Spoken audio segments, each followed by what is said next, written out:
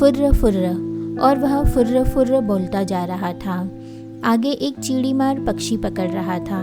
जुलाहे की फुर्र फुर्र सुनकर सारे पक्षी उड़ गए। तो दोस्तों, आइए सुनते हैं आज की हिंदी लोक कथा फुर्र फुर्र। एक जुलाहा सूत काटने के लिए रुई लेकर आ रहा था। वह नदी किनारे सुस्ताने के लिए बैठा ही था कि जोर की आंधी आई। आंधी में उसकी सारी रुई उड़ गई। जुलाहा घबराया। अगर बिना रुई के घर पहुंचा तो मेरी पत्नी तो बहुत नाराज होगी। घबराहट में उसे कुछ न सूझा।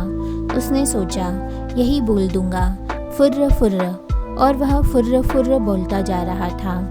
आगे एक चिड़ीमार पक्षी पकड़ रहा था। जुलाहे की फुर्र फुर्र सुनकर सारे पक्षी उड़ गए।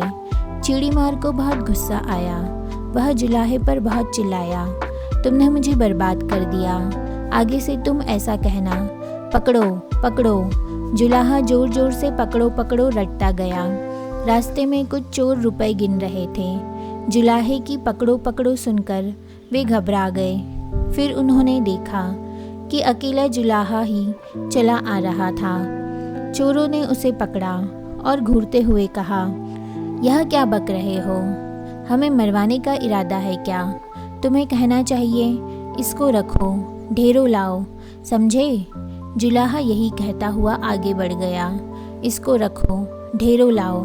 जब वह शमशान के पास से गुजर रहा था तो वहाँ गांव वाले शवों को जला रहे थे।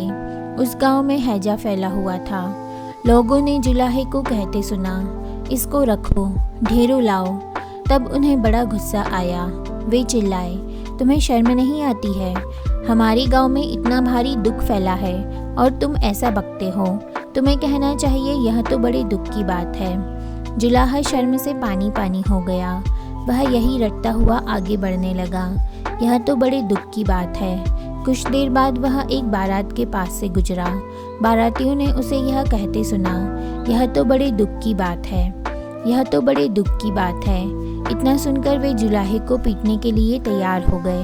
बड़ी मुश्किल से उसने सफाई दी तो उन्होंने कहा, सीधे से आगे बढ़ो, और हाँ, अब तुम यह रटते जाना, भाग्य में हो तो ऐसा सुख मिले। अब जुलाहा यही रटता हुआ अपनी राह चल पड़ा। चलते चलते अंधेरा हो गया। घर से निकलते समय उसकी पत्नी ने उससे यही कहा था कि जहाँ रात हो जाए वहीं सो जाना। जुलाहा थक भी गया था। वह वहाँ सो गया। अगले दिन जब सुबह उसके मुंह पर पानी पड़ा तब जुलाहा हड़बड़ा कर उठा। आंखें खोली तो देखता ही रह गया, यह तो उसी का घर था और अभी अभी उसकी पत्नी ने ही उस पर पानी फेंका था। जुलाहे के मुंह से निकला, भाग्य में हो तो ऐसा सुख मिले। तो दोस्तों, अब आप कमेंट में बताइए आपको इस कहानी में क्या समझ में आया। ऐसी ही एक और लोक कथा को सुनने के लिए लेफ्ट में दी गई कहानी को सुने। मैं आपसे वहीं मिलती हूँ।